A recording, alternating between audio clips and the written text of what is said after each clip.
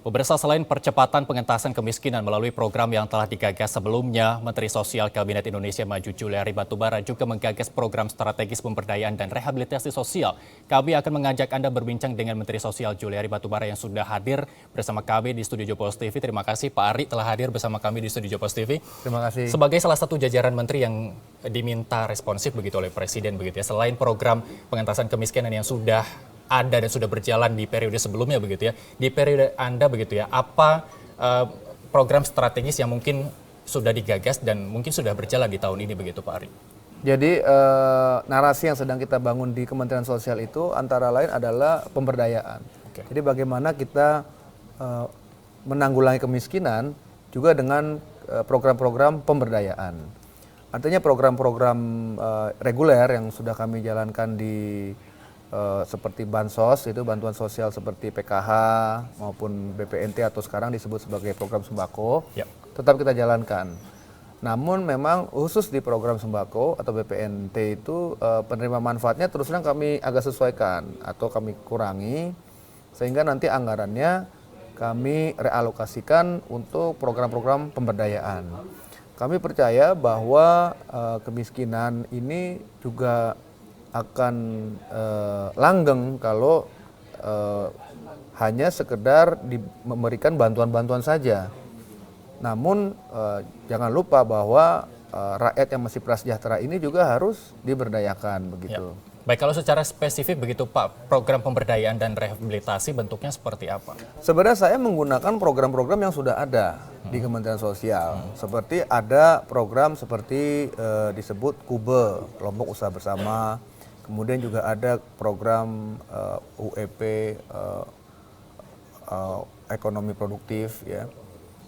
Jadi ini program-program seperti program-program bantuan uang, bantuan dana, hibah, bukan pinjaman, kepada keluarga-keluarga penerima manfaat bansos kami, keluarga penerima PKH ataupun keluarga penerima program sembako.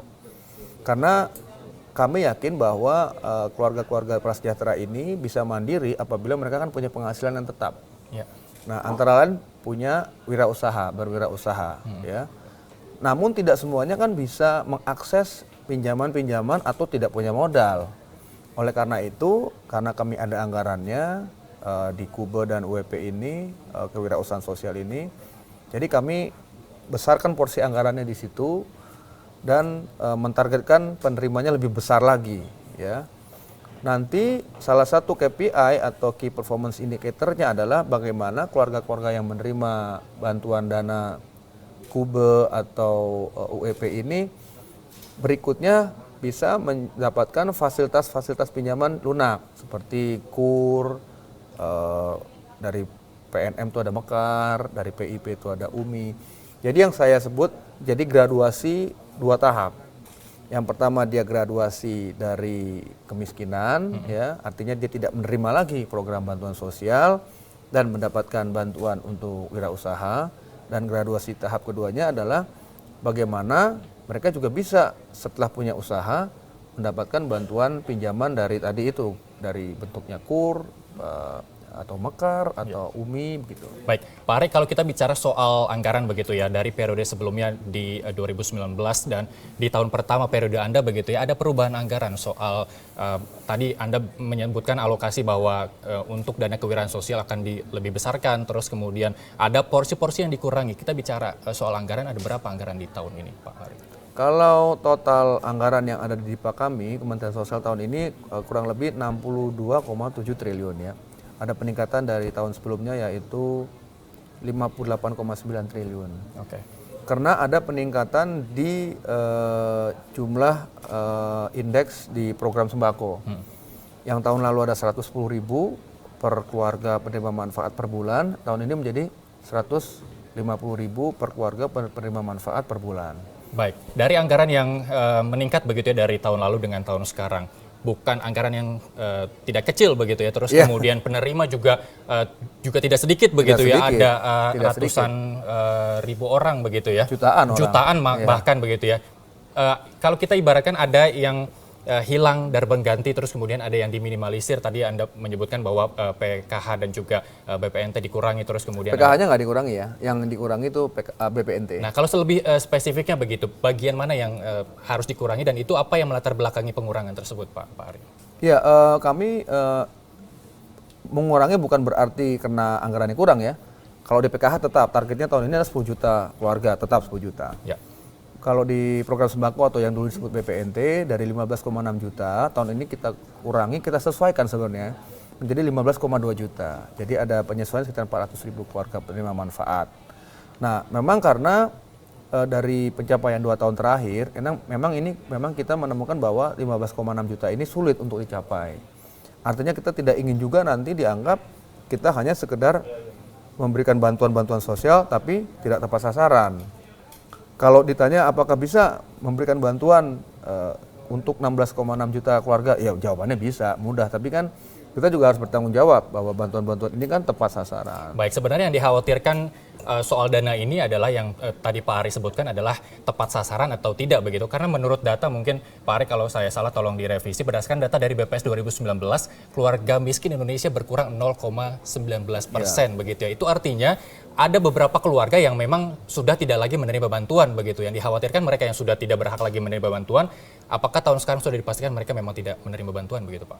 Ya, salah satu survei BPS yang terakhir yaitu September 2019, di situ kan memang jelas bahwa angka kemiskinan kita turun ya. Betul.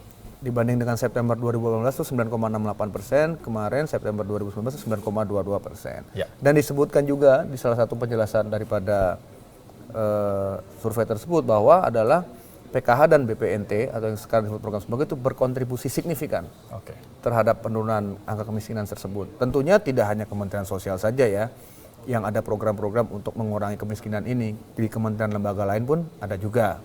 Oleh karena itu kita yakin walaupun kita koreksi penerima bantuan, penerima manfaat dari program sembako ini, kita tetap menurunkan angka kemiskinan, yaitu dengan cara yang tadi itu ya. Bagaimana dengan semangat pemberdayaan keluarga-keluarga prasejahtera ini akan keluar dari kemiskinan atau istilah kami akan tergraduasi dari kemiskinan. Baik, tadi Pak Ari meskipun PKH-nya berkurang begitu, terus kemudian Anda punya optimistis untuk semakin memperendah begitu ya keluarga miskin di Indonesia begitu ya. Dan kemudian apa sebenarnya yang bisa dilakukan pemerintah daerah begitu kan perlu koordinasi begitu. Apa yang sudah dilakukan kepada mereka untuk menjalankan 2 strategi nasional yang Anda gagas tahun ini begitu? Ya, saya kira pemerintah daerah ini sangat penting karena pemerintah daerah ini yang langsung berhadapan dengan rakyat atau dengan warganya ya. Jadi sebagai contoh misalnya kami memiliki puluhan ribu, 40.000 pendamping PKH misalnya. Ini kan semua di bawah bekerja walaupun mereka adalah petugas kami, tapi kan kalau di daerah mereka juga bekerja bermitra dengan pemerintah daerah. Oleh karena itu kita ingin juga bahwa pendamping-pendamping PKH kami ini, pendamping program sembako kami ini juga menjadi ujung tombak pengentasan kemiskinan di daerah tersebut. Oleh karena itu kami juga berharap pemerintah daerah ini menganggarkan anggaran yang memadai untuk kegiatan-kegiatan program-program pengentasan kemiskinan.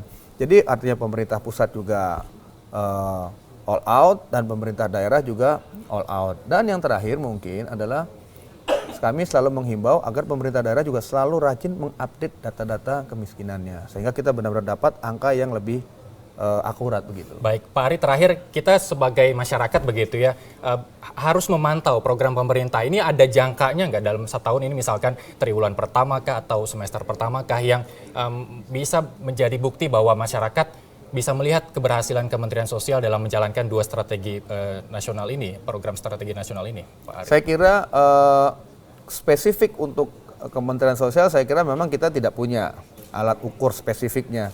Tapi yang selalu kita jadikan acuan adalah survei daripada BPS. Itu kan tiap 3 bulan.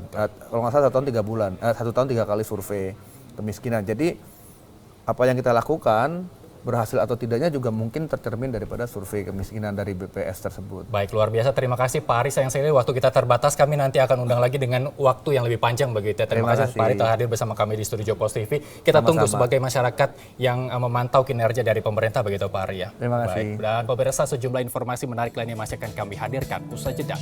Tetaplah bersama kami.